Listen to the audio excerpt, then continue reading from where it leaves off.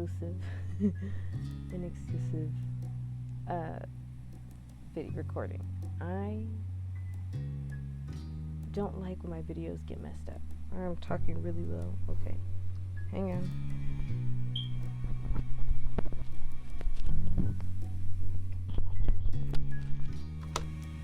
Is that better? Okay, that's better. Is that better? Okay, this is better. So I don't like when my videos get messed up, and the way I recorded yesterday, yeah, I streamed yesterday, and there was something wrong. I don't know if it was OBS or with my internet, but the footage got skippy, not skippy, but like freezy, and then the audio was behind the stream, and then it cut off at the end, and I was just unsatisfied with this. So I found, I got myself back to where I was, and this isn't, I still have my other file. This I'm still going to continue on from, but I'm going to try to play through these two real quick, hopefully with less pauses, because hopefully I remember it a bit better, so that we have the footage, so that we have decent footage for it. Yeah, and so this isn't a stream, but it'll probably go into my VODs playlist or something, so that we have a visual that's better, because I'm tired of error-filled videos. And I don't mean like error, like, it's just like, you know? So here we go. Hopefully I remember what I chose, and it'll be the same, so that it's not like there are things that are missing. Okay.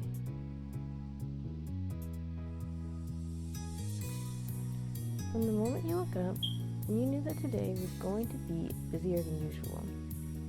There was a list of errands that needed to be finished before the day was done.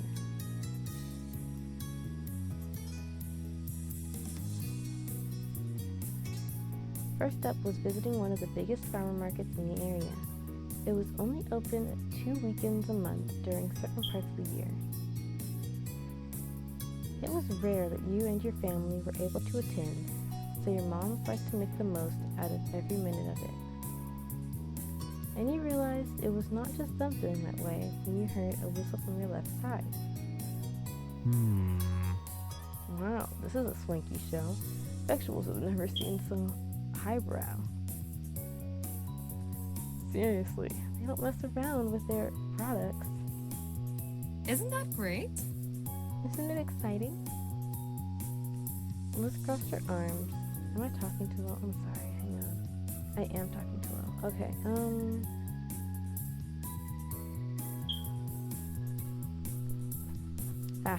okay. I'll try to speak up a little bit. Yeah, okay. Yeah, it's gonna have errors in it like a normal stream, but at least it won't. It'll hopefully record better, is the goal. Liz crossed her arms. You could tell she was amused. We couldn't have picked a more perfect trip. It's been too long since we had a true family outing. Her teasing tone said more than she actually did. Your next-door neighbors had joined you this day, and that's what made it a true family outing. The 3 parents laughed approvingly. Out of the corner of your eye, you caught Cove looking at you sympathetically. Some things never changed, and some jokes never died. You'd long accepted that.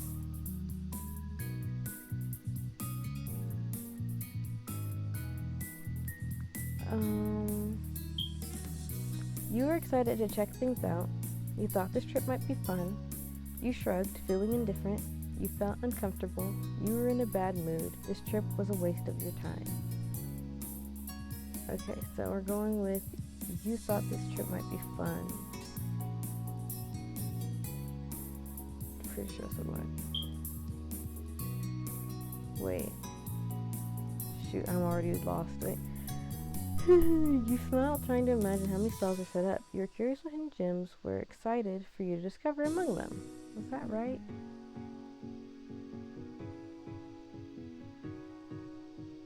Why am remember this one. These are those bubbles. It's most likely this one.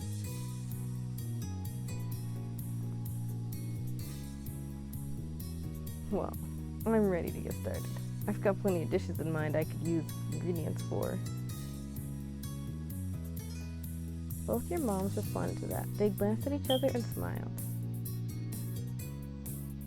Yeah. Yes, that's a very good idea, Cliff. This place is much larger than it seems. It's difficult to visit each part in a single day. I got it. I'm sure we could make a decent dent together at least. Actually, since there are so many of us this time, we could take different sides of the market. Sounds good. Divide and conquer, eh? That sounds brilliant. Everyone watched your mom surprised. No one had considered that an option, but your mom flashed the group a dazzling smile, continuing with the thought.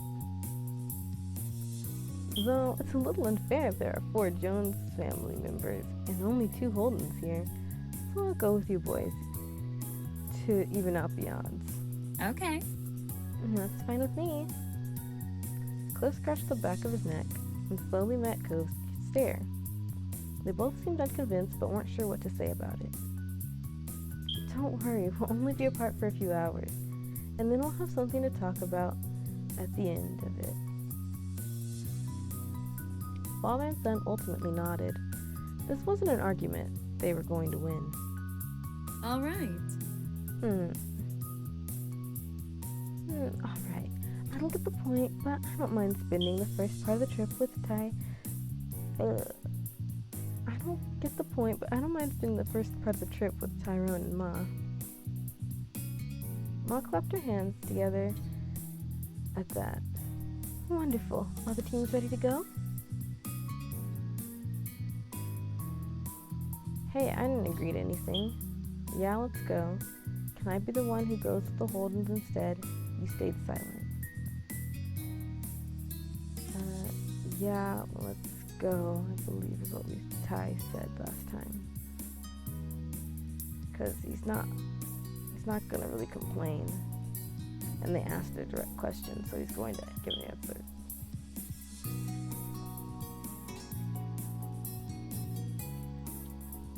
Delighted, Ma hooked an arm around you in a little side hug. You grinned. Thank you. Taking the lead, Mom walked around towards Cove and Cliff, who were still eyeing her confusedly. Let's go. Come on, boys, we're heading out. Sure. Okay.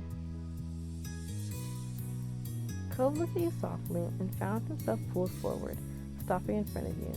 His expression flickered for a moment, hesitant. Bye. Bye. Suddenly he twitched slightly, his whole body getting stiff. He jerked his gaze back at your mom, and you realized that she'd grabbed the hem of his shirt. She gave it a small tug before letting go. No. Time's a wasting, Cove. And I've known you long enough to be aware that you're one to linger. If I don't stop you now, you'll only drag your feet on parting ways more.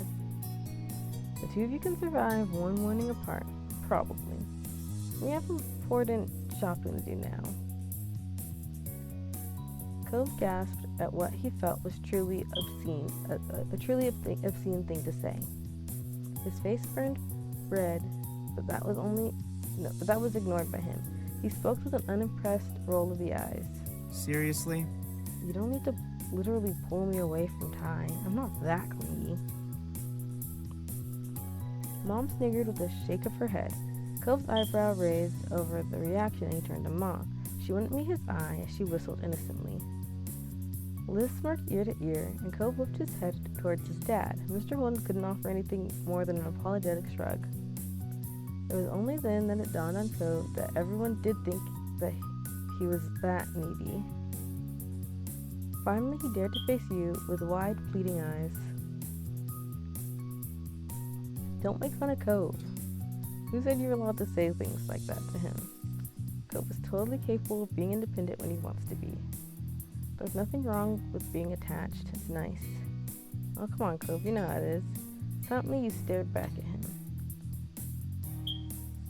And we went with Ty saying this one. Yeah. I don't know if I should be like going into more detail. I'll try when it like gets to a bigger option, like to explain better. But for now, I'm just gonna try to get through what the answers were, because this is just, like I said, just a visual so that it's there. He spoke very matter-of-fact and fixed a stern gaze on the group. Cove, meanwhile, beamed at having your support. Without thinking, Cove took another step forward, feeling drawn to you. Also again, Mom grabbed the back of his shirt. She tried suppressing her laughter, but a few chuckles escaped. Actions speak louder than words. Cove's mouth twisted as he struggled to come up with something to say in his defense. He was nearly embarrassed all over again. Yeah, well, so what? That admission had Liz, your mom's, and his dad bursting into laughter.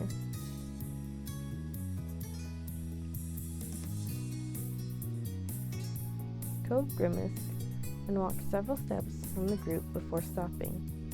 He clearly wanted to move on, so much that he was physically moving away. He smiled softly and waved goodbye, when he noticed Cove's mouth pulled into a bit smile of its own, and he seemed to feel better a bit. See you later.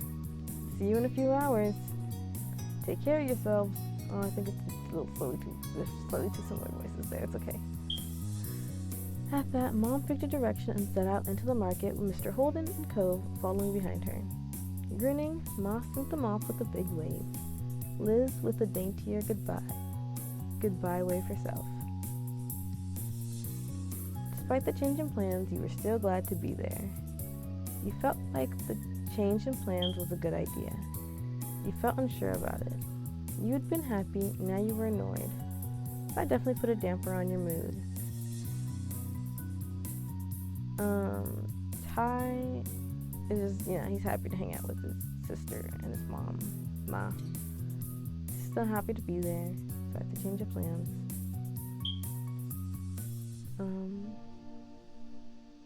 It wasn't what you imagined, but that didn't matter. There was a whole market to explore, and you couldn't wait to find some good stuff. When they were gone, Ma cheerily turned towards you and Liz. She put her hands on her hips. Do you think there'll be any nice ginger around here? We'll have to find out. You nodded in agreement, keen to truly get the trip going. Ma led you both into the busy market. Sometime past browsing. There were only a few stalls you stopped at. You had fun chatting and laughing, pointing out various things to Ma and Liz, and vice versa. At one point, Ma stopped suddenly. She put a hand on her belly and gave a half-hearted smile. I think I should have used the bathroom before we left home, like the two of you responsibly did. Just need to pee? Yes. Yes, Liz. I'll have to visit the ladies' room now. Should we wait here? Should Liz and I go on without you? Should we all go with you? Ty asked, should we wait here? Ma craned forward as she struggled to pinpoint the direction she needed to go. She gently brushed your comment away. There's no need to worry about me for this, or waste time standing around. Keep on shopping. Though, actually, I might need help finding my way. Can you please come, Lizzie? You and your sister had to share a look over that. Why do that of all things? Hey. Ma, if anyone should go anywhere on their own, shouldn't it be you? You're the one needing a detour, and you're the parent here. Ma giggled, unfazed by the resistance. Liz, meanwhile, tipped the brow of her hat up, watching Ma skeptically. Since soon enough, Ty will have to handle doing these kind of errands on his own. This makes good practice. What? Ma hooked an arm around Liz's and pulled her along. Have fun. Have fun. We'll find each other again later. Excuse me? Bye. Wait. You waved. You tried to follow after them. You stood there stunned. The conversation didn't really end. It was kind of like it was abrupt, so Ty was like, wait. The word burst from your lips as Ma and Liz waded into the crowd. But it was in vain. They were out of sight within moments, and what started as a group outing rapidly became you entirely on your own. You were overwhelmed. You thought, screw them. You were done with this whole trip. You felt great being left on your own. You thought Ma was being ridiculous, but you didn't really mind. You didn't know what to think. And Ty doesn't know what to think, because it all just kind of happened. He's not like, he doesn't have a problem doing the shopping on his own, but it was really sudden.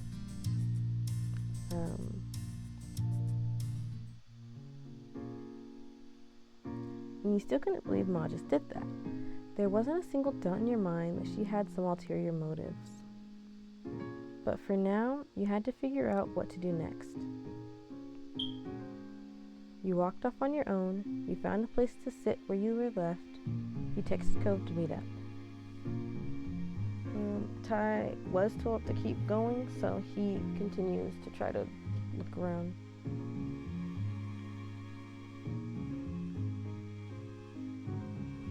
Resigned to your fate, you picked up where you left off browsing the stalls. One hooked your attention.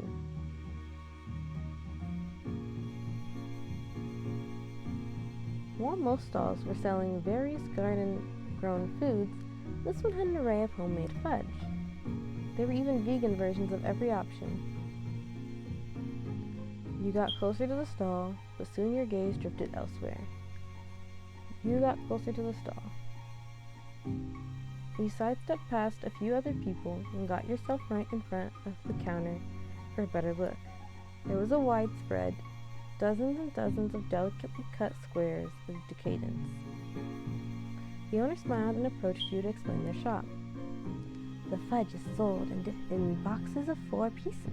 They either can be all the same, all different, or any mix you like. Are you looking to buy any today?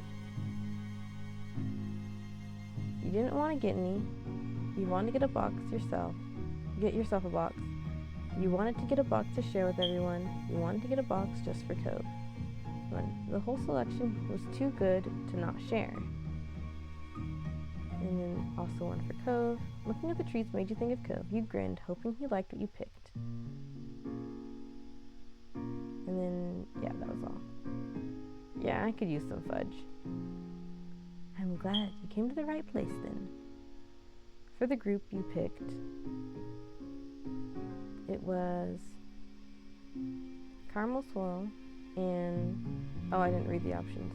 Milk chocolate, dark chocolate, white chocolate, cookies and cream, caramel swirl, chocolate peanut butter, dark chocolate mint, red velvet, maple walnut, white chocolate peppermint, chocolate toffee, key lime. So we did that one. We did cookies and cream. We did dark chocolate, and we did chocolate peanut butter, I think. Did we do chocolate peanut? I remember narrowing it down to between dark chocolate mint and chocolate peanut butter. I think we went to chocolate peanut butter. For Cove you picked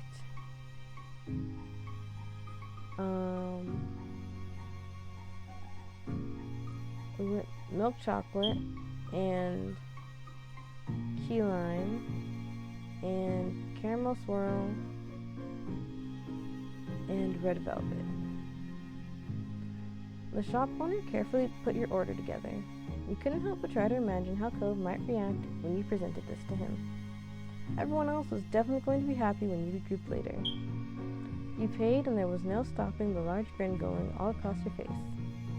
Pivoting on your heels, you wove your way back to the center of the path.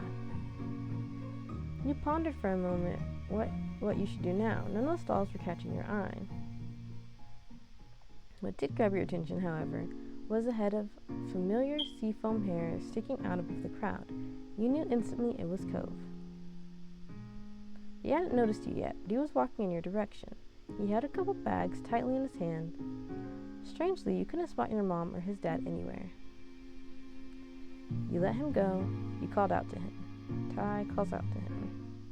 Cove, over here. He instantly stopped dead in his tracks. Alert, Cove's head snapped up, and his eyes searched the crowd until they landed on you. His whole demeanor brightened at the sight. Ty! He weaved through passerbys awkwardly in an attempt to get through as fast as reasonably possible, nearly stumbling more than once. You went over to him. You couldn't move from where you were. You bounced in place, excited for him to reach your spot. You ran to meet him. You went over to him. You stepped around a few people to meet Cove part way. It was undeniable that he was talking by himself. You stared at him confused. Where's the rest of your group? Cove crossed his arms defiantly, the bags twisting in front of him. Your mom took my dad and I ended up alone. Why are you by yourself? Mom Liz abandoned me too. What? Can't believe this happened to both of us. They planned it. They had to. But I don't know why. Are they pranking us? I don't know either. And you meant it. You couldn't fathom what your moms were up to. Cove shook his head, trying to clear his mind. Well, I guess things are just up to us now. Yeah. So, his gaze wandered off as if one of your parents might simply appear if you kept checking. And you could tell he was still processing the situation. He scratched the back of his head, looking sheepish. Do you want to forget about whatever's happening and go shopping together? Definitely, you shrugged. Happily, you nodded. I'm not sure. Definitely. There was little care in your mind for what your moms had planned. You were excited at the thought of spending the rest of the trip with him. don't worry about it. Even if we have to make our own fun, we're gonna have a good trip. Cove smiled at you encouragingly. It made you feel more optimistic now, a little bit more hopeful. Glad that he was there, but still overall unhappy. Nothing. It was a terrible trip either way. More optimistic. Having him there was already comforting, and now he also seemed determined to improve your day by any means. That had you looking forward to what was coming next. So, where to first? I don't mind going back the way I came if it's new to you. It's not hard to miss stuff, even if I've gone past it. What have you gotten?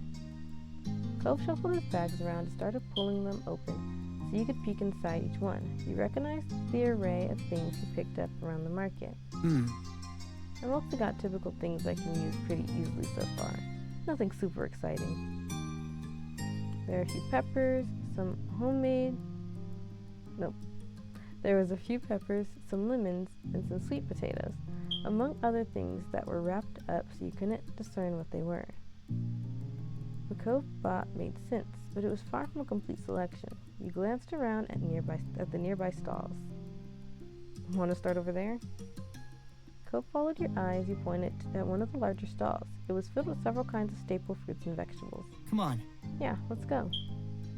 Once a few people finished paying and moved, you and Cove got yourselves directly in front of the shop. There were so many things to pick from.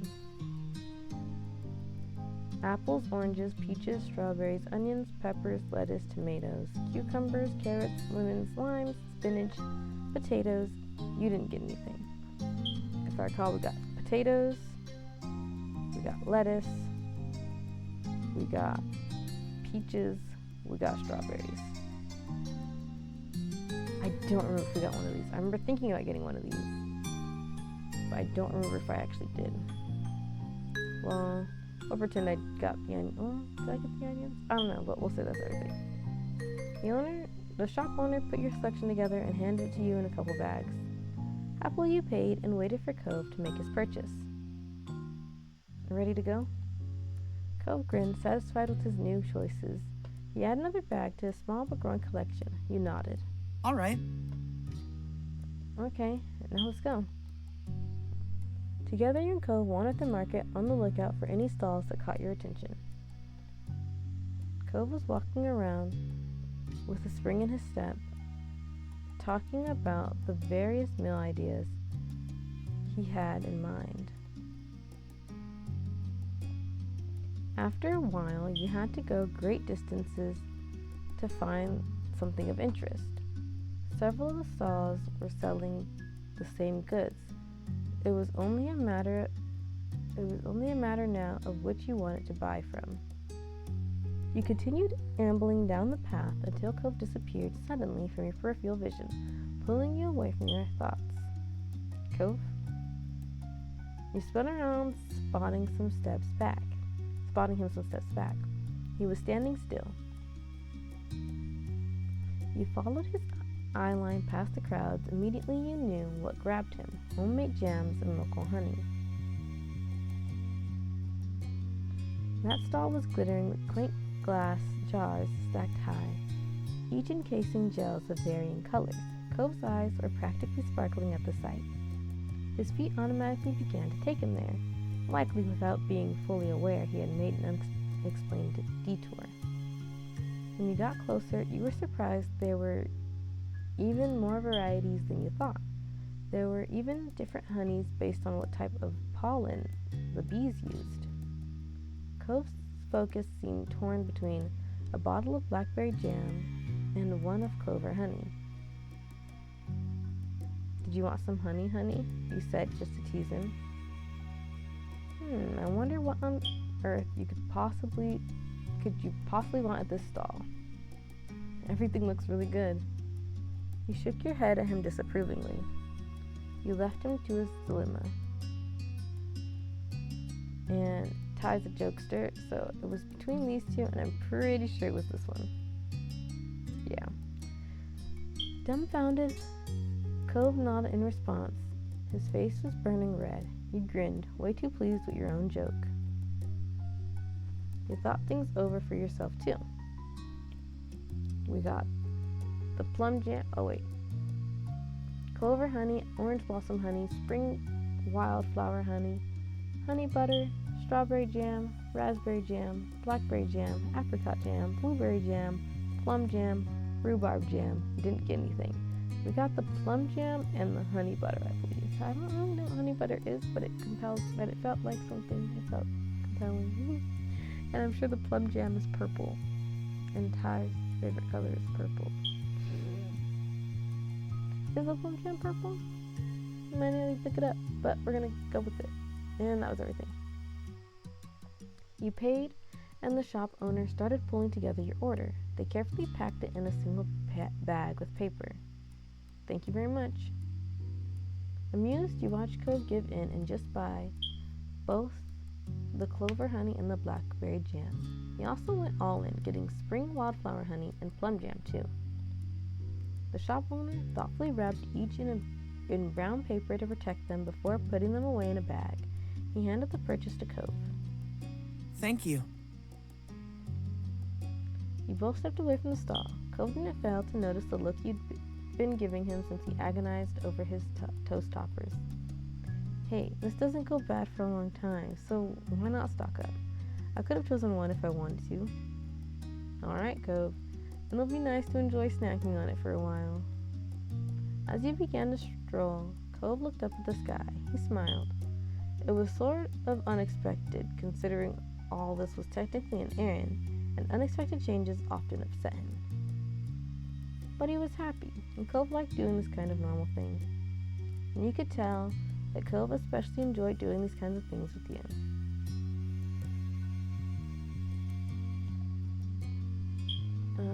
You blushed thinking about how comfortable doing this with Cove felt. You were feeling better than you were earlier. You were just feeling down about how this trip turned out. Cove's pleased attitude annoyed you. I think we went with this one.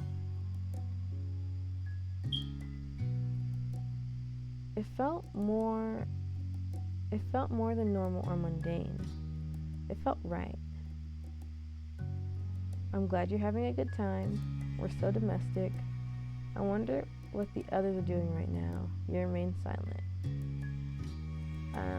What I had said during my stream was Ty's, this is what's on Ty's mind, and he's bringing Cove down with him. In the I thought of it, so now you have to think of it too.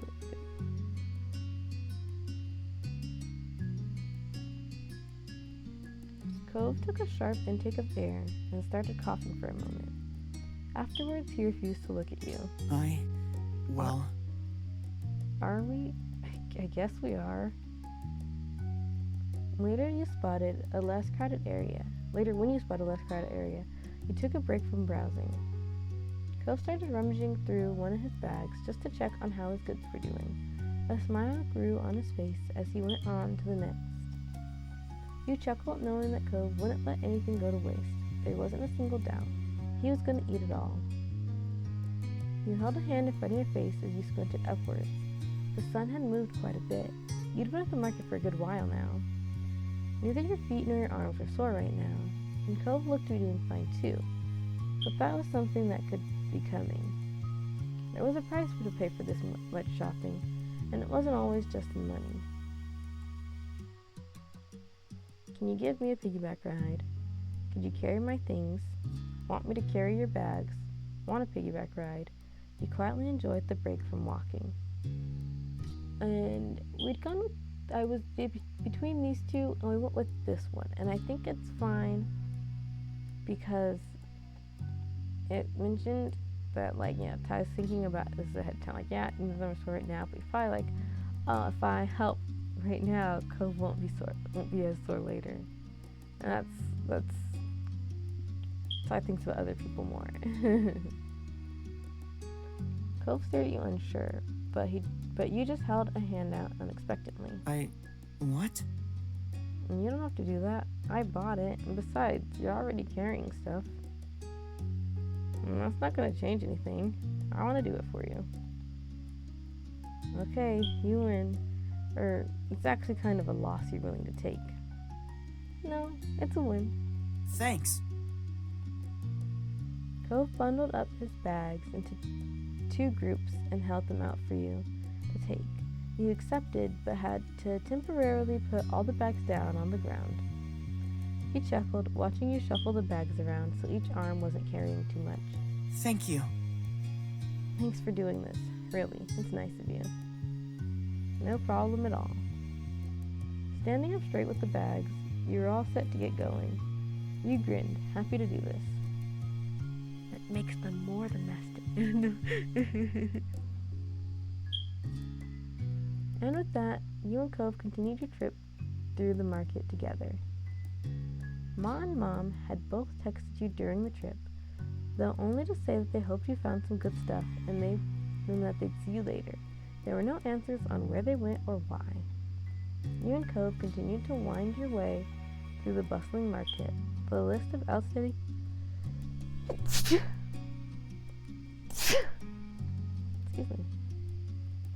The list of outstanding items steadily shrinking while bags grew heavier. Eventually, Cove realized that he hadn't checked his own phone in a while. The two of you came to a stop in the nearest alcove, where you would be out of the steady stream of people pursuing the stalls. Then he pulled out his phone. Cove pulled out his phone. You watched his eyes dart over the screen as he read the waiting messages. Not important. I can reply to that later. He mumbled his verdict under his breath. Then Cove's face scrunched up with confusion. Huh? Wait, I've got a message from my dad. Listen to this. Cove, I wasn't part of the plan. I didn't know what was going on when I left with Ty's mom. Where are you? He sent that ages ago. I didn't hear it come in. He sent another one since then. Says he hopes I'm alright and that he's not bothering me. The newest one says everyone's going to the parking lot soon and we can meet up there. He lowered his phone, eyes narrowed. The same conclusion that was settling on you had landed on Cove as well. So it was on purpose.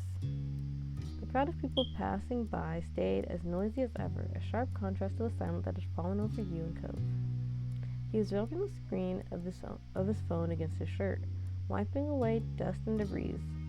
He continued scrubbing the screen long after anything could have remained, the action a poor substitute for pushing away the awkwardness of the moment. You felt all right about it. The whole mess was so upsetting to you. You were furious. You didn't care what your moms had done. You were struggling to comprehend this. The shock was too fresh for you to even know how you felt. And Ty was struggling to comprehend it because it's not like he really has a problem with being alone at the market, but he doesn't understand why they did it. So your parents' actions made more sense with this context, but the bigger question, that of why, was still weighing down on you. Okay then, fine. How are they going to explain this? I can't believe them. You sniffled, trying to hold back tears. You groaned, the sound expressing your misery in ways that words couldn't. Cove leaned down, making his eyes level with yours. He laid his hands on your shoulder, grounding you. Are you okay?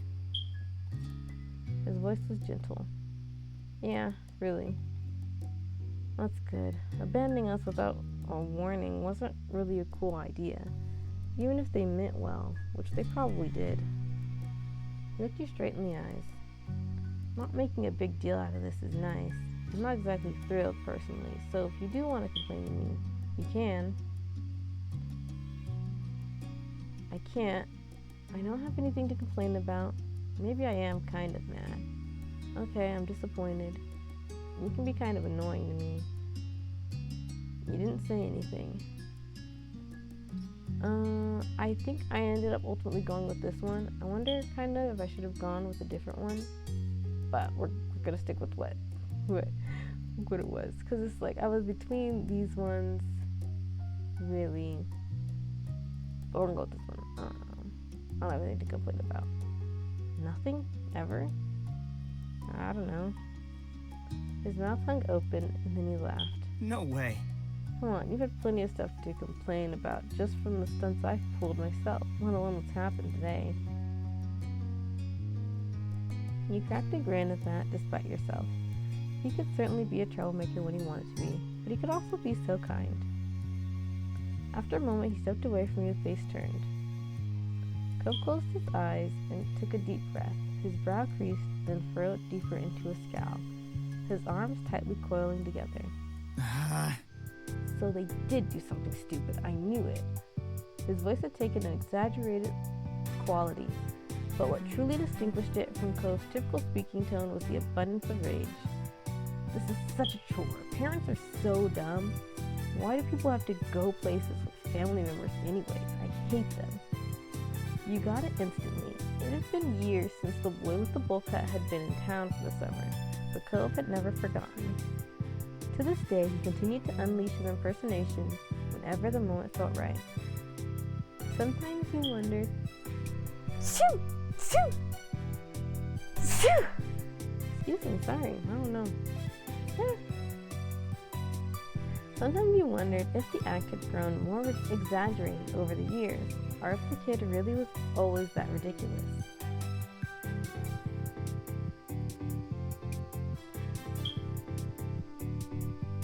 You burst out laughing, you shook your head at Cove's silliness, you played along, you smiled quietly. That kid is never gonna live that down, huh?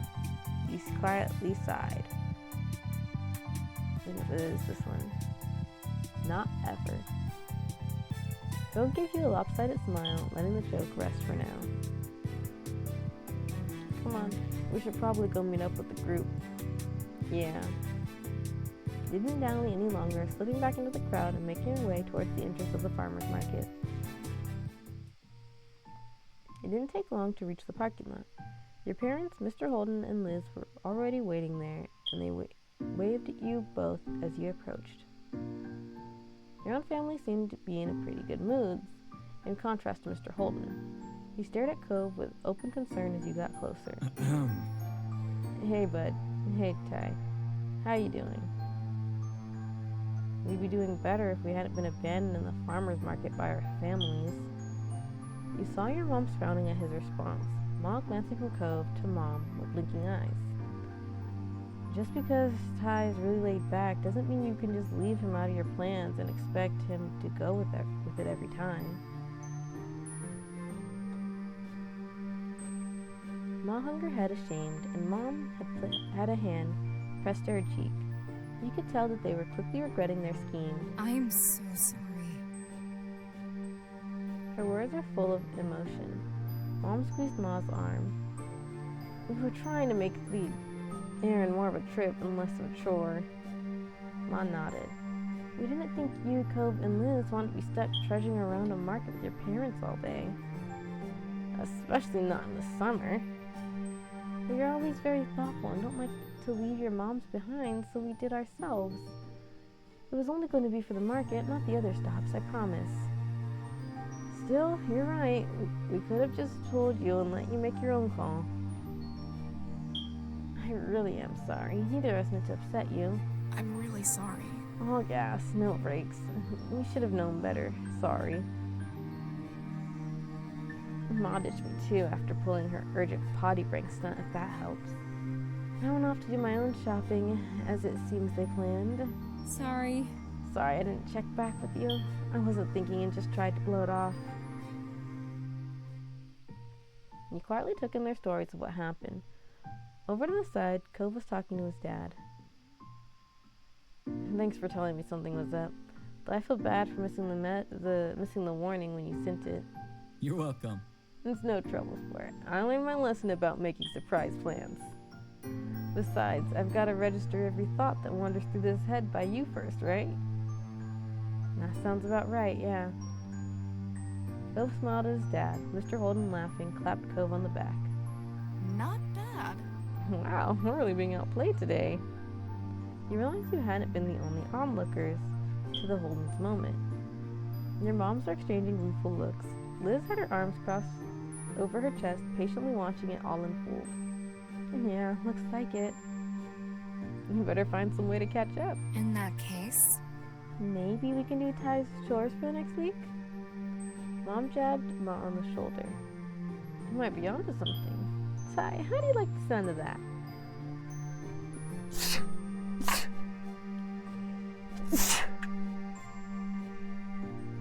They looked at you hopefully. Sounds good to me. Make it 2 weeks. You're gonna have to do more than that. I'll think about it. You don't have to do anything. I was never mad. You know what? I'll think about it. Good. We're serious. Come on. And at the very least, we can make sure everyone stays together for the rest of the stops we're making today. You all nodded at the suggestion. yes. We won't let you down. We'll be the best sheepdogs ever, guarding the flock and catching any strays. Funny. We could at least be shepherds. You chuckled, your mood lifting in spite of the bumpy morning. It was going to be all right. You turned to the entrance for the farmer's market for one final glance, pressing it into your memory under this new light. You thought on what you picked up at the market and how you were going to enjoy it later. Some things you could only get from local suppliers like this. And that was another perk about coming along to the market today. Actually, you realized this would be a good time to bring out the fudge you got to share while everyone was clustered together. Hey, wait, before we go, I got something for everybody. The announcement grabbed everyone's interest and they looked over at you, each curious about what you had in store. You dug your hand into the bag and pulled out the specially selected treat. I saw this amazing fudge stall, so I got a box for us to share. Ooh, Aww. that's so sweet of you. The Holmes are wearing matching grins at the prospect of free dessert, their family resemblance more notable as they mirrored each other's expression. Sweet is the right word for this. Thanks very much, Tyrone. Yeah. Thank you.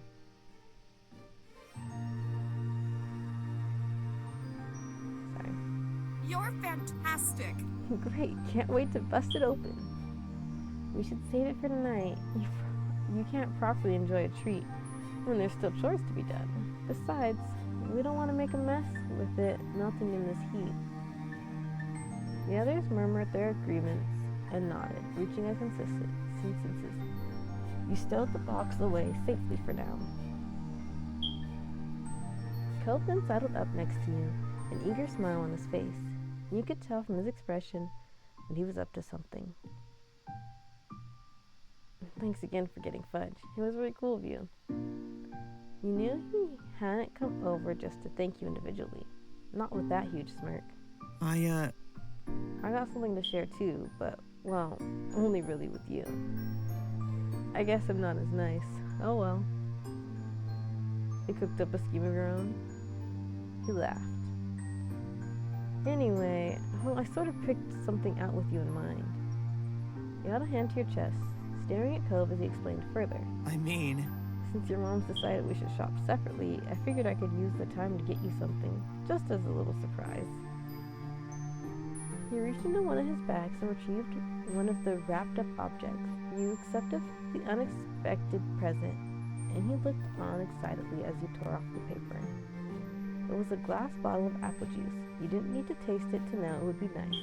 It was a boutique product. It was heavy in your hands, the container and smart metal cap reaffirming the quality. Even the label, constructed from coarse paper rather than a flimsy sheet of plastic, was distinctive.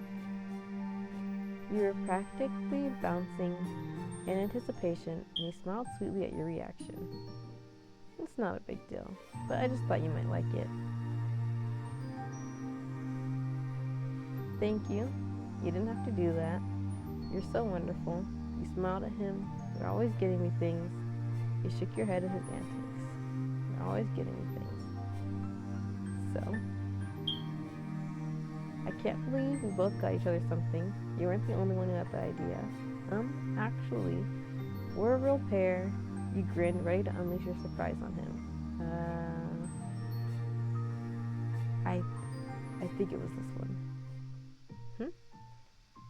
His eyes began to widen. I got something for you too, when you weren't around. There was a burst of laughter, first from your mom, followed by a chorus of chuckles from the other three. You'd forgotten that they were still hanging around. Unfortunately, they hadn't paid you and Cove the same courtesy, and had been listening in on your conversation. You weren't even apart for a whole day. And you both still used that as a chance to get each other little gifts. Ma clasped her hands together, eyes bright. Good job. That is so lovely. A day? It was less than a whole morning. Right? True. I don't even want to think about what happens when you spend real time apart. And that's my boy. You reached back into the bag where you first achieved the box of fudge for everyone, shuffling it aside to take out the other one underneath. You chuckled coolly, aware that the others were still watching you. And the first one was for everybody, but that's not all I got. I bought a second bunch of fudge that's just for you. Ghost's face lit up, his grin stretching from ear to ear.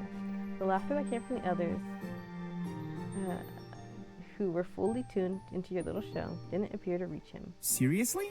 Really? It's only for me? Cove reached out and took the box in both hands, holding it like a precious treasure. Thank you, thank you, thank you. Looked at you with shining eyes. At this rate, it wouldn't just be your little group that knew you'd been treating him. The whole parking lot was going to learn about it. Behind Cove, you could see Mom watching you both with a smile of hilarity. See, this is why he's so attached. You've spoiled him. You shouldn't make fun, Pam. It's clearly mutual. Besides, I don't hear you complaining when I'm spoiling you. Ma pinched Mom's cheek, making her laugh as she batted the hand away. True.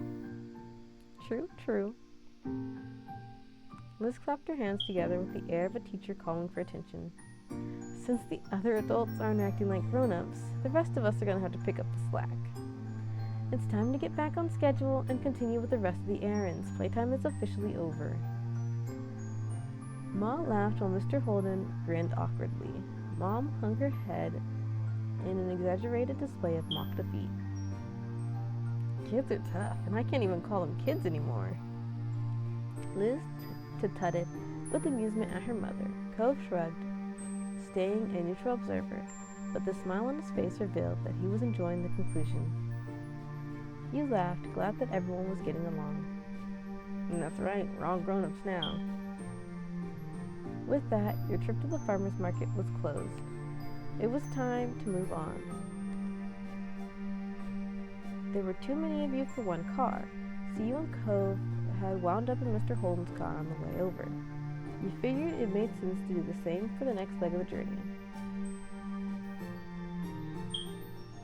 He sat next to Cove in the back. Immediately after the click of the seatbelt in its lock announced that Cove was safely strapped in, he began to unfold the box of fudge he'd been given. You're gonna eat now? Uh-huh. He nodded eagerly, not taking his eyes from the container. He lifted the top off and longingly admired the selection inside. Milk chocolate fudge is a staple. You can never go wrong with that. Is the green fudge lime? Yeah, key lime. That's amazing because it's fudge but also fruity somehow. They had one with caramel? Wow, it's going to be so nice. Red fudge, so it's got to be a red velvet flavor. You're right. Knew it. Delicious. I love red velvet. Once Cove had finished bestowing praise on what you'd picked, he promptly started sampling the selection. He was smiling, licking his lips, and having a grand old time. You could also tell from the way his nibbling was turning into munching that that box wasn't going to survive the trip to the next stop. You were right. Cove had tried to savor the treats, claiming just one more until there was one left, and the statement was finally forced to be true. He finished the last one too. He sighed contentedly. Thank you. Thanks again, Ty. Those are really great. You're welcome. He set the picked clean box to the side and rested hands on his spoiled tummy. Cove wasn't going to be hungry for a while after that. I don't know why I'm sneezing all of a sudden. Cove wasn't going to be hungry for a while after that. From there, he sat wordlessly, gaze drifting to the window.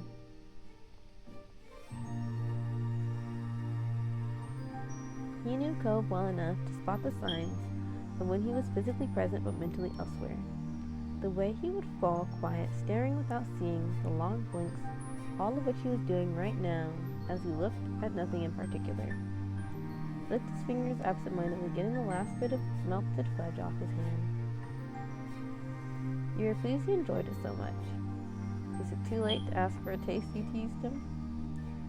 I would have enjoyed a bite too, he said seriously. You looked away, feeling bashful over how well your gift had been received.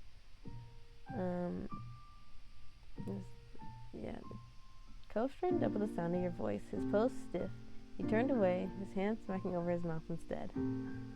You're miles away for a second. What were you thinking about? Cove idly rubbed at his face.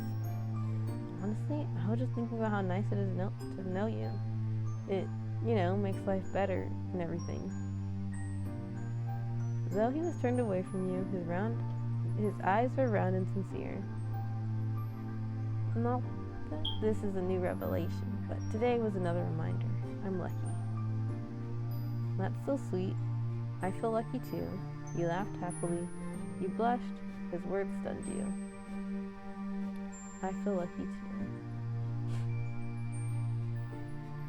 He peeked at you from the corner of his eyes, still too shy to look at you directly. You smiled at him affectionately, eliciting an equally caring smile from Cove in return. You felt content, secure in your relationship with Cove. You decided to enjoy your drink now. You wanted to save the drink for later. You twisted off the cap and brought it to your mouth. Even before the first sip reached your lips, the scent tickled your nostrils. You took a swig. It was refreshing, the perfect way to hit the spot after a long morning trawling through the market. This is great. Thanks, Cove. He grinned at you, pleased that his pick had been well received. You're welcome. You spent the rest of the day completing the remaining errands all together as a group. You had enjoyed your brief independence. You were glad that you'd closed the day with everyone. Mom had been true to her word and ensured that you spent the rest of the time with the Jones family and the Holden family in one place. It had been a wonderful time and a lovely high note to end on.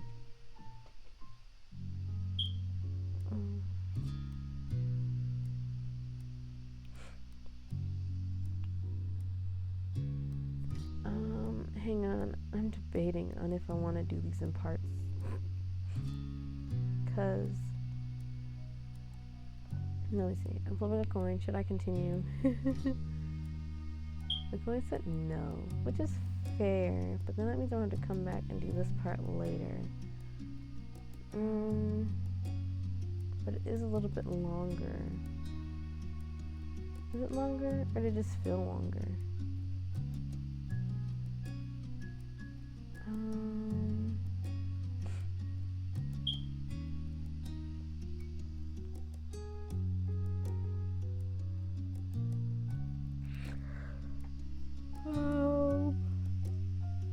Here's where the indecision kicks in. The coin says I should. The coin said no. I'm gonna ask one more time. Just make sure the coin's sure I knew what I was asking, because I don't remember what I exactly was thinking. So I'm gonna say it out loud. Should I detox right now? The coin is flipping. Oh, it says yes. Okay. We'll try to plow through it. Because again, I don't really need to go too much into detail. I was still debating at the time if I was going to post the stream or not, but I think I will still post it on to my YouTube channel, and I'll have this one too, so that there's just like the clear version of it. Yeah. Another placid summer day was drifting by. Your daydreams were chasing each other, not sticking around long enough to become a firm plant. But you really didn't mind that right now. A tapping worked its way into those dreams. Focusing more, you realized it was coming from your window. A grin popped on your face as though it had been waiting all day for this moment. Heading to the window, you could see Cove outside. His habit of climbing this way was really a true Coveism. He'd rather scale your house than wait the couple extra minutes for you to come down. You stood aside to give him space. You held a hand out to him. I think it was this one.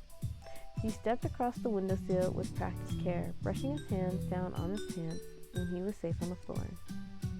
Hey. Hey to you. You think my mom should invest in some bigger windows? Cove laughed at that and took one last look at his exclusive entrance. He hummed with a teasing look on his face. It'd make my life easier, that's for sure. Cove's voice came out quietly, with a strangely pleased smile on his face. Did something happen? Cove opened his mouth to answer, only to have your phone ringing cut him off. You both turned to where it rested a little further up on your bed. It was still face down, so you couldn't tell who was calling. It's okay. Your attention shot back to Cove. He smiled at you awkwardly. Don't worry about it. Go check it. It could be important. I'll wait. Thanks. You shuffled forward and scooped the little noisemaker into your hand. You flipped it over and took the caller ID. It's Miranda. Oh, you should answer. I want to say hi too.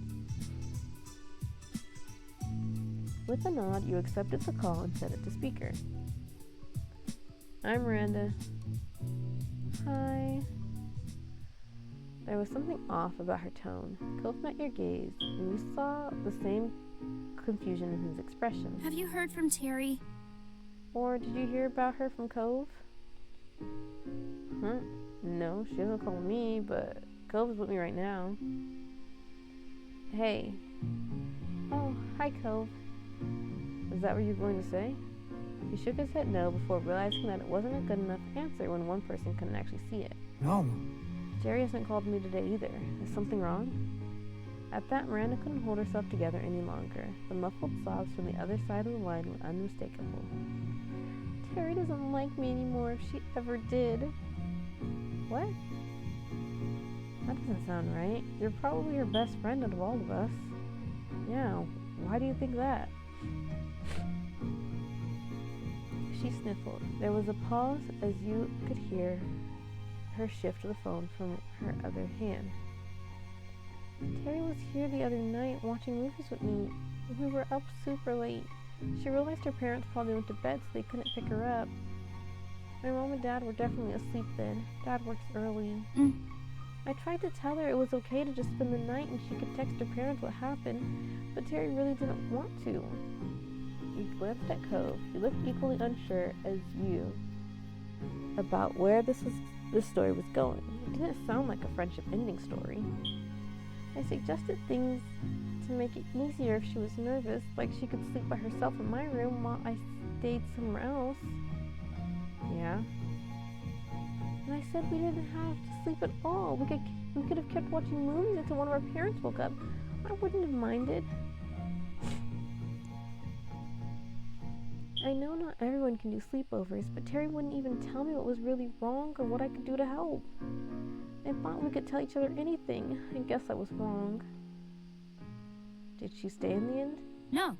We got too loud in the kitchen and my dad woke up.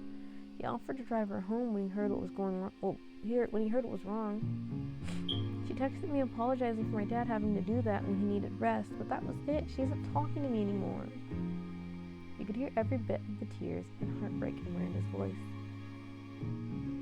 This continued to be a shock for your neighbor. But Cove recovered and spoke gently. I'm really sorry. I mean... There's no way Terry wanted to make you feel this bad, or that she's just done with your friendship because of this. Miranda sniffling continued. You hope she had plenty of tissues handy. It'll be okay. I hope Terry is alright. It's really weird she reacted like that. It's not a big deal, honestly. You weren't sure what to say. It'll be okay. It had to be. You couldn't imagine any alternative. Miranda's voice sounded a little bit more clear after finishing her story, but you knew the crime was far from being done. I thought she'd have reached out to one of you by now. Maybe she's not talking to anyone. Yeah. Sorry for bothering you and Cove about this. Hey, we're here for you. Right. You can tell us things. Thank you. Her shaky voice finally conveyed a little optimism, or at least that she wasn't dealing with it entirely on her own. Is that all right? If you do hear from her or anything, could you let me know if she's alright? We can. Thanks. Let's talk later, okay? Bye. Bye. Bye. That didn't really seem like an especially productive point to end the call, though you also weren't sure where to go from there. Looking at Cove, his face seemed as lost as yours. With no alternative, you hung up and put your phone back on your bed. Cove crossed his arms, a frown creasing his face. He began to pace the length of your room, clearly trying to put the pieces together in his head in a way that made sense. You were worried.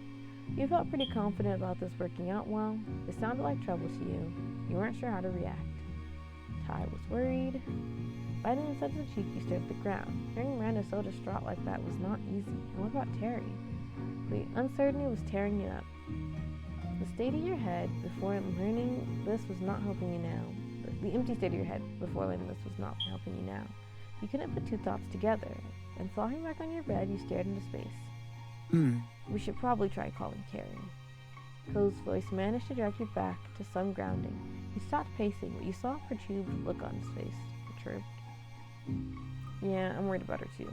You bounced up and moved to his side, ready to act on whatever plan you two could come up with. Cove started with the easiest thing. He pulled out his phone and called Terry. Cove? Excuse me. Cove let it ring and ring and ring and ring. Terry didn't answer. There wasn't even an option to leave a voice message. Your shoulders slumped, and Cove looked even more troubled. If that was possible, he turned to you as if for some lifeline. Could you try calling? I'm gonna send a text just like, hey, I was trying to reach you, call me, or something. Yeah.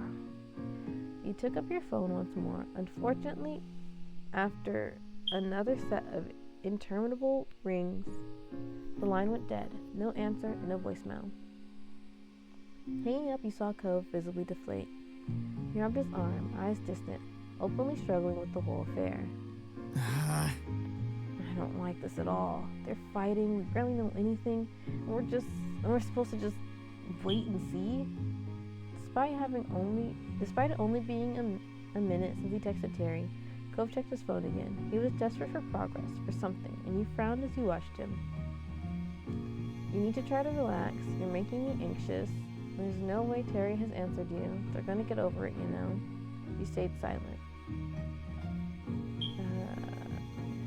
Try to relax. Cove stared hard at the screen as though he was trying to will a new message to appear. As your words sank in, his gaze slid over to you, towards you. Just a little bit? Come on, you're working yourself up. Closing his eyes, he took a deep breath and released it slowly. It wasn't much, but you could see him ease up slightly. Yeah, you're probably right. Cove was still gripping his phone with both hands as though it might fly away if you let go. He looked at you with almost painful earnestness. What do we even say if we do hear from one of them? His pacing resumed as he attempted to answer his own question. We should probably tell them to talk to each other instead of only us, maybe. He slowly came to another halt, like a gear winding down. We should find out Terry's side of the story. We should comfort Miranda and let up with Terry. I don't know. We should only tell them to work it out between themselves, that's it. You wonder why you always had to... Goodness. You wondered why you always had to come up with things. You didn't say anything. I think I ended up with this one. Goodness. We should just comfort Miranda and let up with Terry. The ball was in Terry's court now. Waiting was the only option, but being there for Miranda, that's something you could do right now. Cove nodded slightly. For several minutes, you both remained there in silence, drowning in your thoughts. Eventually, Cove turned around. I'm gonna text Terry that we already know what's going on.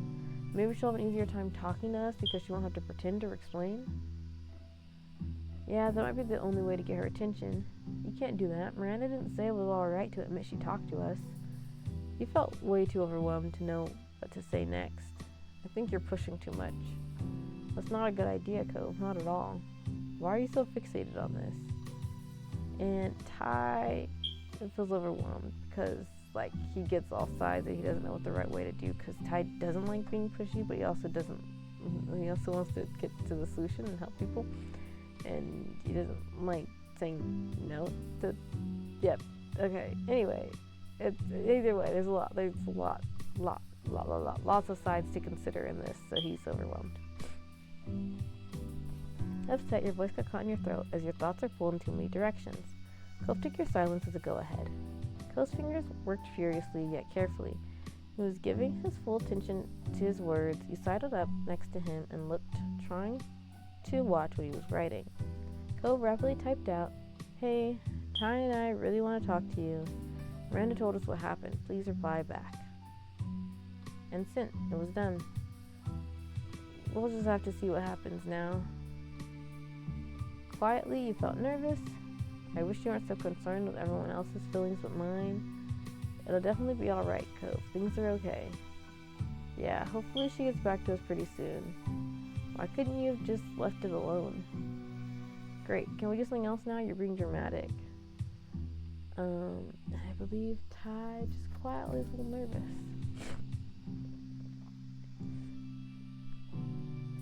You wondered how Terry would react. A wave of nausea hit you like a ton of bricks. Finally, it seemed to dawn on him what his words had been doing to you. All the anger and frustration crumpled away, leaving a look of contrition in its place. He put his phone away. He made an effort to smile, but it was meager, and did nothing to conceal the sadness in his eyes. I'm sorry. I never know what to do with this kind of thing. Maybe we should just forget about it?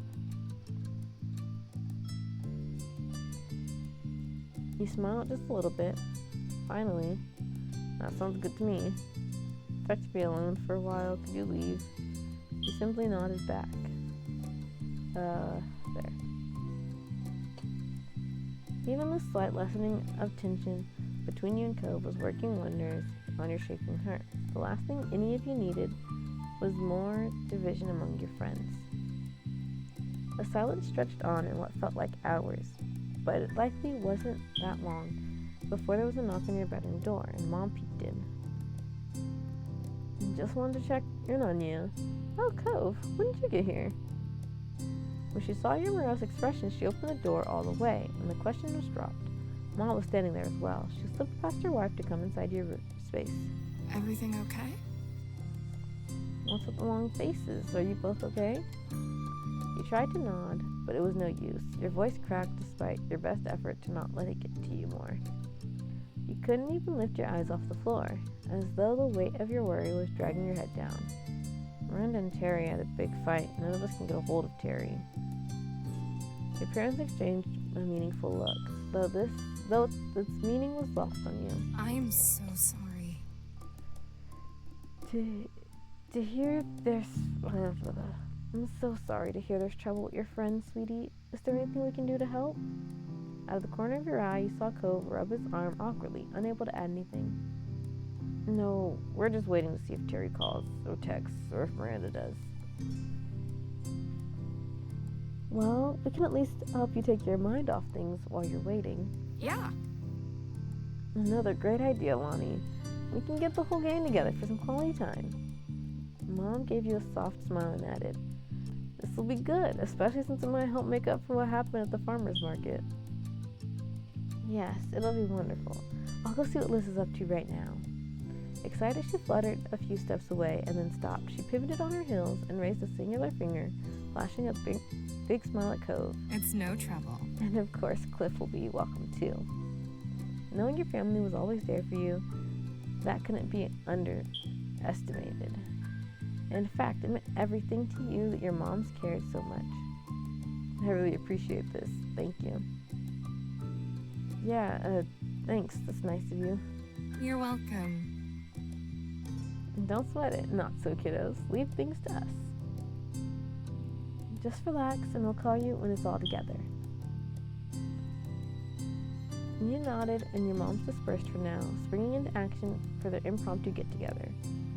You flopped down on your bed, feeling like you could sink into it and disappear. Cove, meanwhile, took a spot on the chair off to the side. You sighed at the same time, and Cove's mouth pulled into a bit smile at that. He gave his phone another quick check, and his eyebrows furrowed. Still nothing? Yeah, this sucks, huh? Yep. Cove chewed the inside of his cheek as if to mimic the stress that was clearly eating away at him. Cove, what's wrong? What's really wrong? One disagreement doesn't make you act like this. That got a pointed pause in his movement. Cove was carefully trying to put his thoughts together. He spoke in a fragile voice. When people you care about, when they're unhappy with each other, there's nothing you can do. At least when you're in a fight yourself, you have some responsibility, some control over it. I wish it didn't have to happen, but that isn't possible, so Well, I guess. His attempt at giving a nonchalant shrug after that was pitiable. Yeah, it makes me feel horrible too. True, but you're right that it can't be helped. It's whatever. Other people can do what they want, right? You stayed silent. Yeah, it makes me feel horrible too. In your lap, your hands momentarily curled into fists. This kind of powerlessness, it wore you down. You looked at Cove and were reassured by his understanding nod. There was a question you had to ask. Is it because of what happened with your parents? Cove ran a hand through his hair, a strained smile spreading across his lips. For him, this pain struck close to his heart. Just as quickly as it had come, his smile was gone, lost amidst his faraway gaze. Yeah, you got it. It's like my parents. Despite knowing him for many years, Cove had never spoken of the years before he moved to Sunset Bird, before his parents separated in any detail. He whispered his thoughts distantly, almost unconcerned with whether you could hear them or not. They used to fight all the time. I think they got along when I was a baby. I mean, they had to have wanted to be with each other at some point. But when I was old enough to remember anything, it was already bad. There was always something wrong, and I could never help. I just wanted them to be happy. You tried to imagine your moms breaking up, and the very idea scared you. But Cove had endured that for real. I'm sorry. Ty, don't worry about it. Despite that revelation, Cove gazed reassuringly at you. It's not like that anymore. Things are so different now. I don't even really think about it. Again, the sorrow reasserted itself when he continued. You could barely hear him. Though, I guess it's pretty obvious I haven't forgotten either. You tried to smile for him. You crossed the room and took his hand. You went over and placed a hand on his shoulder. You hugged him. Ty hugged him. He crossed the room, picking up a little bit of speed, and Cove's eyes widened. He shot out of the chair and stood waiting for you with a nonplussed look. When you collided into him, wrapping your arms around his middle and knocking the air out of his lungs, all mystery was gone. Cove squeaked. Oh. You returned the gesture longingly. Exhaling, you pressed your cheek into the warmth of his chest. The tension stuck inside you released like a river flowing into the ocean that was Cove. The firmness of his hug told you Cove didn't plan on letting go anytime soon. You both needed the comfort and closeness for just a little bit longer. When he finally did, the two of you took a seat again, but this time side by side on your bed. Today was a lot, huh? Yeah, it was. You sat there contentedly. You leaned against him. Resting the side of your head on his shoulder, you glanced up at his face. Cove watched you affectionately. In that gentle gaze, you felt like everything was going to be okay.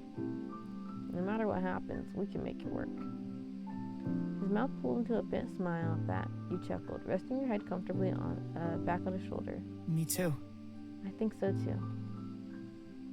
And for a while you stayed like that. A comfortable quiet fell between you, and the sun fell with it. The warm and calm ended when Cove gasped sharply. You spun, half expecting to find him nursing an injury, but instead found him staring straight ahead. What? Oh my god. I think my phone just vibrated. Check it out. Right. He patted his pocket, fumbling in his panic, and yanked the phone out. The force of the action nearly catapulted the device out of his grip entirely, but he caught it just in time. His eyes honed in on the screen. It's Terry, thank God. She says she's sorry. He looked back at you, eyes wide, as his nerves started to fray once more. What should I say? I don't know. Give it a second. I need to think. Tell her to call us. Ask her what's going on. Ask if she's talking to Miranda. You cleaned up. I think I said this one, but I think I should have said, like, this one. because I don't know. One of the exclamation points I try to sometimes stay away from because Ty's not very yelly person. But I think I did click this one. I think I narrowed it down between these two. But I think I should have replaced this one with this one. I should have probably between these two. But it's like, cause at the time I was thinking, well, they kind of know what's going on, but they probably do want her side. But tell her to call us. I was just talking about that. We won't tell her to call us. Okay. He flashed you a shaky smile as he began to type. He suspected that he had similar thoughts himself, but wanted the reassurance of a second opinion. Cove's phone buzzed nearly as soon as the message was sent. Ah, it's Terry again. She's talking to us. She asked about what Miranda said, but wait. He leaned in, watching the conversation unfold on Cove's screen. Right. She's gonna actually call. Cove held his breath as he waited. Though he was good with people, he'd never been at ease managing conflict. His phone rang out. Cove jammed the answer button. He switched the phone into speaker mode, allowing you to participate in the conversation. But despite his immediate reaction, his voice lacked the same resolve when he spoke. Hey. It was tentative, a white flag fluttering in the wind. Ty is here too. Hi, we've been worried about you. Hey. Hey, buddies. Terry's voice was barely recognizable without her usual quick patter and energy. Are you okay? I don't know. Probably not. Cove tensed, his free hand coiling into an anxious fist. Can you talk to us about what happened? Don't you already know? Miranda explained some of it, but it doesn't really make sense to us. We heard Terry sigh over the phone as she unburdened herself. Pretty much, I was at Randy's house. We decided to watch the movie she super liked that I'd never seen before. Turns out there's a lot of those. We watched one, then another, and another. We were having so much fun. Each time one finished, she had another one to share with me. I didn't really think about the time. I only wanted to say yes to Randy and watch her movies. She spoke wistfully, but her words are full of affection. It was Randy, you know? I wasn't thinking about my schedule or what time it was. I get it. Then I finally saw the time, and oh no, it was way too late. I already knew I couldn't stay. She took a deep breath, her voice becoming softer when she resumed talking. I was so stressed out. I just couldn't deal with it. Miranda wanted to help. She kept coming up with ways to make it better and trying to figure out why I was so upset and stuff. I was trying to answer her questions, and there were so many, but I couldn't really answer all of them. I didn't even know why some of her ideas didn't work with me. It made my head ache. I still had the first problem, and Randy there, trying to help, blasting all these questions and suggestions at me faster than I could even think. She gulped audibly, sniffing. I got frustrated and told her to just leave me alone. Then she wanted to talk about why I wanted that, and we started having a fight in the kitchen. It woke Randy's dad up. We told him about how I wanted to go home, but my parents couldn't get me, so Mr. Eckert offered to do it. That's nice of him. Terry groaned. I know. I accepted because I definitely couldn't stay then, not after throwing a racket and turning it into a big deal. I feel awful and embarrassed. Why did I yell at Randy and hurt her feelings? And I made her dad lose sleep by waking him and having to drive me home. What do you say after that? I have no idea. I don't know where to start. And I don't want to make it worse by saying the wrong thing and fighting again. So, I'm not talking. Terry, Randy isn't mad that you didn't want to stay or that you fought. She just wants to feel like you can talk to her. I mean, you can say whatever you want. She'll listen. Not talking to her at all is pretty much the only wrong way to go about it. Terry lamented mournfully on the other end of the line, but he had a point. Unless she faced Miranda again, there'd be no resolution. He looked at Cove and hunched over the phone, staring pensively into it and searching for a solution. This couldn't be resolved with the other key party missing. What if you brought them in? Your phone was still free. You suggested calling up Miranda now. You rang Miranda without saying a word. What if we call Miranda? That way you could talk to her but wouldn't have to do it alone. Cove brightened up. The concern frown on his brow, which had taken root when Miranda first called, eased. Well, That could work. Terry, are you up for it? She made a noise that wasn't a word, but nevertheless conveyed her hesitation and worry. But she brought it to a close with a decisive exhalation, as if pushing all negative thoughts from her body.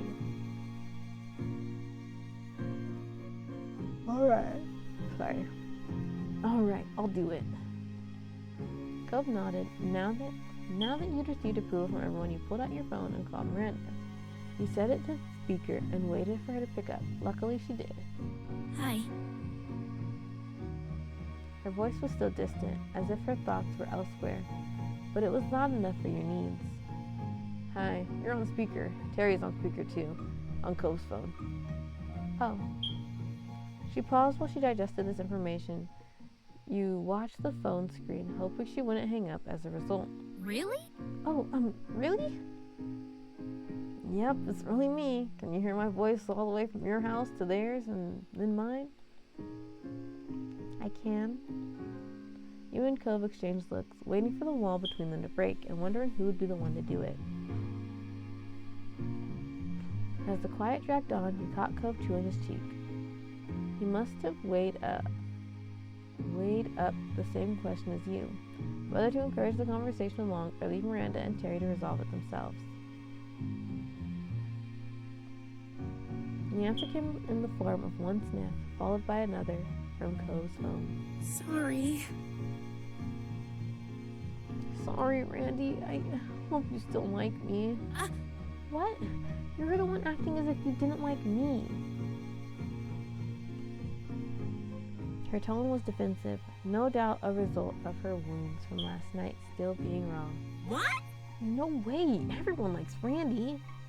You're wonderful. Your eyes met Cove's. His phone was tilted towards you, capturing the call indirectly. You moved your phone closer to his, hoping that the signal was strong enough to convey every nuance of tone. Cove did likewise, bringing himself right next to yours, even bumping against it as he shifted his grip. I didn't know what to say. That's the only reason I wanted to talk to you. If I had known the answer, I'd have told you right away. Miranda murmured on the other end of the line. You didn't want to stay. Anything I tried to do bothered you, and you could have told me you didn't know. Yeah, I think I was angry at myself. I did a dumb thing, and I didn't want help with it. I wanted to be mad and just deal with it myself, and made me keep doing dumb things. Oh. When she spoke again, her voice was quiet, as tender and vulnerable as the words. I'm sorry. Staying up late and watching stuff was all my fault. I had to find a way to fix it. That's what I thought anyway. But I should have given you space. I'm sorry for being so pushy and sensitive. Hardly. Miranda Eckert having a flaw? I've never heard such a crazy thing. Miranda let out a ghost of a giggle. Cove cleared his throat. Maybe you should call each other now? Sorry. Sure. Can do. Thanks for giving me the kick in the butt to do this already. Randy Mandy, I'm gonna call you now. Bye, Ty and Cove. She hung up after squeezing in another quick bye, though not giving you, or Cove, room to respond in kind. Miranda laughed, the noise tickling gently like wind chimes in a summer breeze. You're really nice. Thank you for listening and helping. I'm gonna hang up now so I can answer Terry's call. Bye. Bye, and good luck. Bye, talk to you soon. Miranda hung up, still chuckling softly as your call ended. The room felt emptier without the other voices in it. Cove expelled a sigh that crashed through the newly fallen silence. He dropped his arms to his side, letting his head hang down like a puppet at rest. Thank God. Excuse me. They shouldn't have involved us in that. I'm so relieved it's okay. You were simply happy your friends had made up. The day's events had drained you. You were content now that Cove seemed at ease again. Believe it was. I'm so relieved it's okay. Cove scratched at his face, his expression cloudy. I think I need to find better ways for dealing with conflict because that was awful. We could all probably do better at that. I think you did okay given the circumstances. Yeah, I think that would help. You didn't comment. I almost closed this one, but I think I had chosen this one.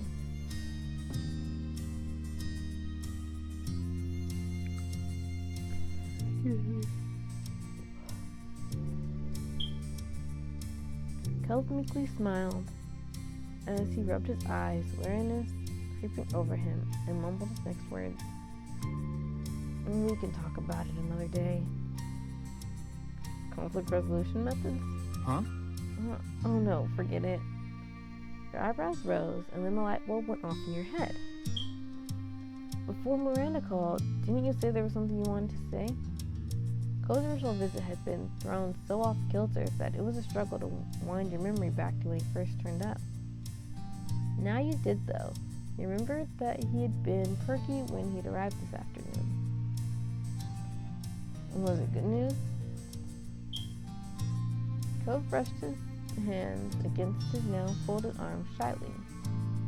Well, yeah, maybe. I'm not exactly sure it counts as news or even good.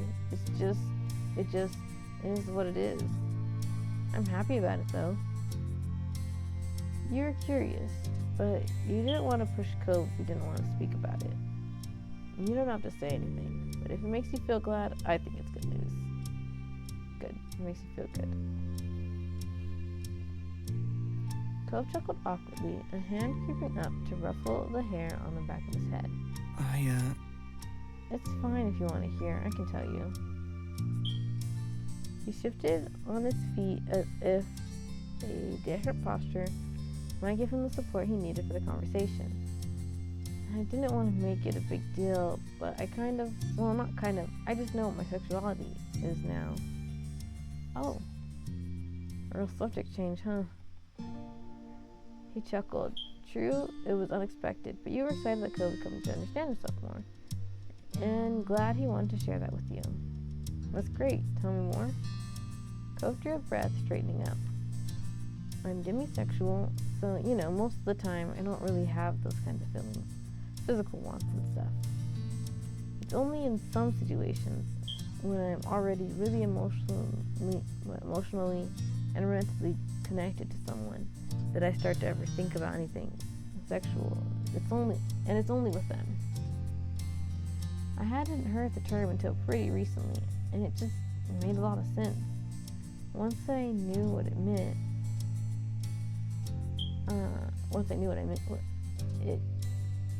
it just made a lot of sense once I knew what it meant. I had a word for it, a word that fit how I felt. Yeah. And I'm panromantic because I've never had a preference for a specific gender or anything. So, yeah. That makes sense. Cove looked down to the floor, being so open and direct about a matter that personal, which you were sure he'd spent a long time trying to figure out, seemed to be kind of weird for him. Despite that, there was a small, proud smile on his face. And when he looked up again, his gaze was steadfast.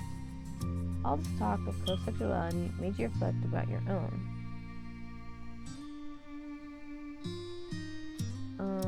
Your feelings on yours hadn't wavered, your view had evolved since you were younger.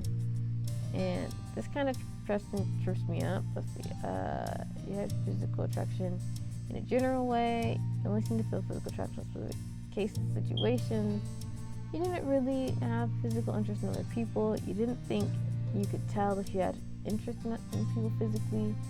There's only one person you'd ever have this kind of feelings for. We went here, and then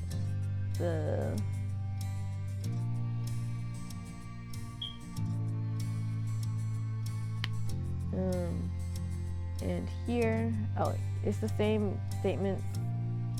Wait, is it? Oh, okay, this one is, okay.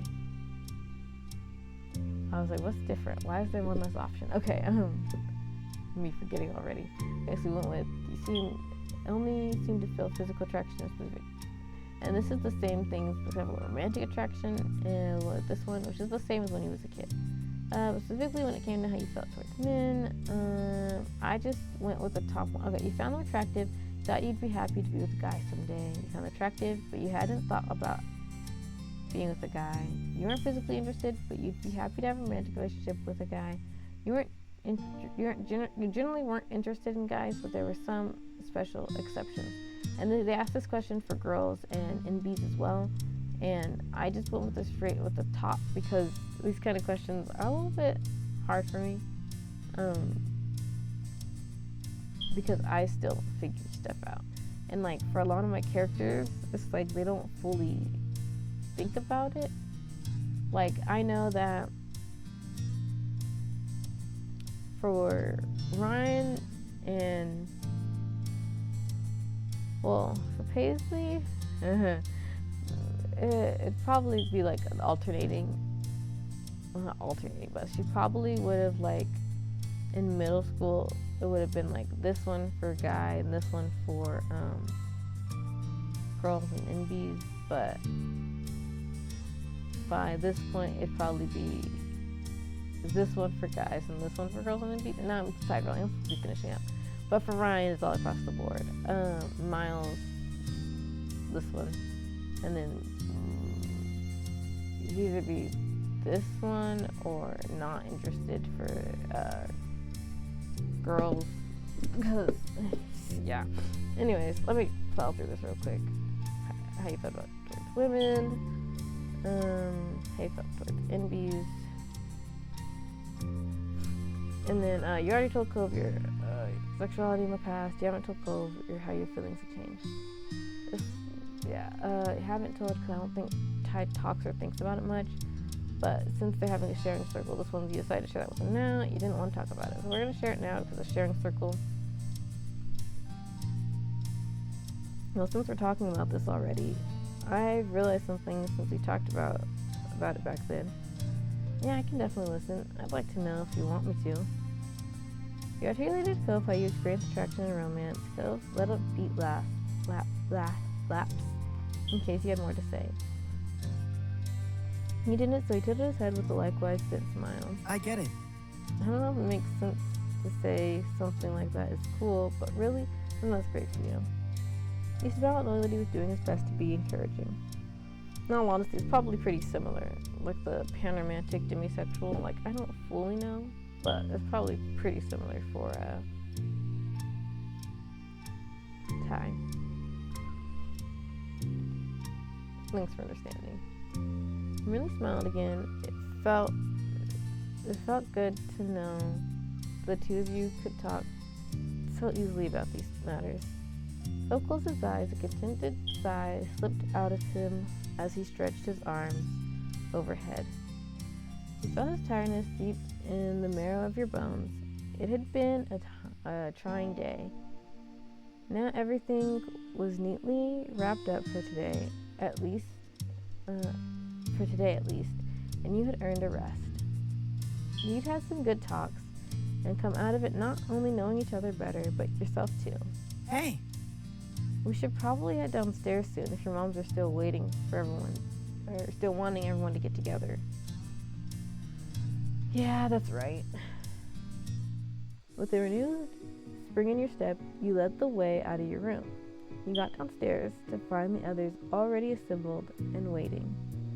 Hi. Hello. Hey. Good to see you both. Hey! Here we were, trying to corral everyone into a group, but the two of you were already upstairs this whole time. Of course we were together. You paid Ty to stick with me, or did you forget? The statement was meaningless to your family, who looked to each other for answers in vain. Mr. Holden, who got the message loud and clear, seemed embarrassed. He chuckled nervously, rubbing the back of his neck. Ouch, son. You always know when to remind me of that one. I can't let you live it down yet. Can we hear exactly what the secret is? The suspense is killing us. Right. Alright. I better get everyone up to speed. He held up his hands, palms out, pacifying his audience, or perhaps holding them up as a shield in advance. On that first day I met Tyrone, I'd been worrying about Cove being alone for the summer. Well... There weren't a lot of kids around, and he wasn't exactly on the best terms with me at the time. He glanced around at your family, gauging their responses. I felt like this was my one shot, so I kind of offered him $20 to be friends with Cove, and added that he couldn't tell him about it. Liz gasped. Ma was staring incredulously at Mr. Holden, while Mom's eyebrows had retreated to her hairline. You and Cove, already knowing the story, were the only ones unaffected. But after a while, I really did honestly forget it even happened. He raised his hands higher, now level with his shoulders. Not a bad idea, you thought. If Mom felt inclined to throw a cushion at him, he'd probably manage to block it in time. I know that's bad, but I've had so many grand ideas over the years, it's hard to keep track of them all. Cove smiled, placing his hands on his hips and shaking his head at his father's antics. Seriously? I can't believe you. Though, also, I totally can. Your moms were less indulgent. The shock had ebbed away to displeasure. Mom's foot was tapping rapidly as she frowned at the next door neighbor, while Ma had her arms crossed over her chest with her lips pursed. I'm sorry, Ty. And I'm sorry to your parents, too. That was way out of bounds. Don't worry about it. Everything worked out. Your moms gave each other that look, where they seemed to communicate with eyes alone. Alright, well, that's that then. And it won't happen again? Absolutely. And it won't happen again, she said the word definitively. It definitely won't. Alright. Good. It was a little surprising that they were letting him off the hook, but on the other hand, it was a long time ago now, and you were sure your moms remembered those painful early days of Cove's arrival too. Mr. Holden wasn't a potential bad influence anymore, so a lecture would be pretty mute. Instead, your ma gave him a lenient smile. In that case? Now that it's settled, why don't we find something to do? Nods of agreement cascaded through the group in a couple waves at the suggestion. Mr. Holden's shoulders slumped with a release of tension. He brought his hands down, tucking them away into his pockets. How about cards? There was a murmur of interest from the others. You were keen to play. That was fine to you. You'd play along with the others. You didn't really want to play cards. You were keen to play. Ty liked card games. It was very nearly, but not quite unanimous. Mr. Holden demurred. Nah. I think I'll sit this one out. Where's the fun in that? Join in. We're not too angry with you. Yes, and I know there's a lot of people, but we can make it work. Mr. Holden shrunk into himself, embarrassed by their attention. Dad, you love playing cards. We do it at our house all the time. Dad? Mr. Holden broke under the combined force of everyone's attention. Cove, you're an adult now. You deserve to know the truth. I used to throw the card game so you could win. I put up a good fight, but I always made sure to lose a lot more rounds than I won. He toyed with the ends of his ponytail, clearly distressed, as the second great secret he was revealing today. I know people want to be taken seriously and fake ones don't mean as much, but I couldn't help myself. It's so much better when everyone else got the chance to be victorious. Kyra knew and went along with it. Cove laughed in disbelief, but this was the thing his dad stressed about hiding after the other stunts he pulled over the years. So what? Lots of parents do that. I hadn't guessed it, sure, though looking back, it makes sense. And that's right. What's the big deal, Cliff? You can finally take the kids' gloves off and give them a run for their money. Maybe even actual money in your case. Mr. Holden smiled coyly, his gaze lowering. I'm not sure that's a good idea. Why? And why not? He waved his hands expansively, the movements fluid and vague. It's just, actually, I'm something of a card shark. I used to make lots of fast cash-off games. Casual players don't have a shot unless it's a game of pure luck. Cove's jaw hung open, his wide eyes fixed on his father. Really? And there was a touch of amazement, even admiration, nestled among the shock. The other members of the Jones family exchanged looks, ranging from Liz's disbelief to Mom's intrigue, with Ma somewhere in the middle between the two. You can't simply make a claim like that and expect us to go along with it. Let's see, back it up, Shark Man. Mr. Holden gave her a crooked smile, his demureness quickly being replaced with the confidence of someone very skilled or very misguided. You sure about that? Definitely. We gotta see this so-called non-casual player in action. Well, I might be able. Well, who knows? Maybe I've gotten rusty. His coyness continued to rile the gang up, and he was getting a kick out of it now. Please? Come on, please. All right. Alright. I can dust off the old tricks. Great. Cove beamed at his father while Mom clapped Mr. Holden on the back. Liz darted off to get a deck of cards while the rest of you settled in for the game. Hands were dealt. Mr. Holden wasted no time proving his word true. Wiping the floor with all of you. You played several rounds, even switching games, but none of you were a match for him. And that was how the alliance came to be forged. The rest of you joined forces against Mr. Holden only, just to try increasing the odds of beating him. With your combined efforts, you pulled out a few victories, yet it was still a challenge. He was clearly a professional. If these were his skills now, rusty with disuse, he couldn't even imagine what deadly opponent he had been in the past. Despite that, you still had fun. Working cooperatively actually fostered a sense of camaraderie with the others. Mr. Holden didn't appear fazed by the strategy. You actually wondered whether the increased challenge made it more interesting for him. You spent the rest of the afternoon together with your family and the Holdens having fun. It was an interesting evening for sure, with many discoveries for everyone. It was freeing, and yet simultaneously you felt more tied together than you had been before. Alright, and there we have it. I'm going to keep this just in case. But where we really,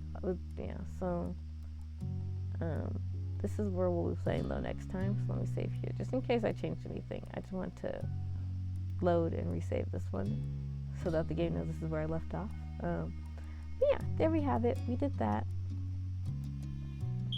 And my video cut off last time, and there's not really much to say, because I don't know when exactly I'm posting the stream and when exactly I'm posting this one. But I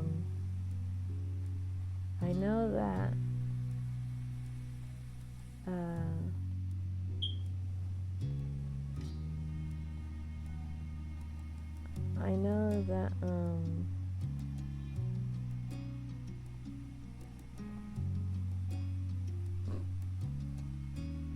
Sorry, my brain completely blanked. I don't know what I was gonna say.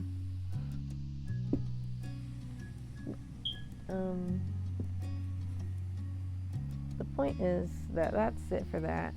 Last time, before my video cut, I was originally talking about the plan, which the plan is a bit that what do you call it? I'm gonna try to keep doing at least 2 a go through. If I mathed it out correctly, I might finish by like November 3rd. But if I didn't, I'd be finishing by like December if everything is one part. So if it looks like it's gonna take me too long, I might start trying to do a second day during the week where I play this game, because I also want to finish this one before the demo for Unknown Forever comes out. Is re-updated or whatever it is. But yeah, so that's that. And for now, that's that.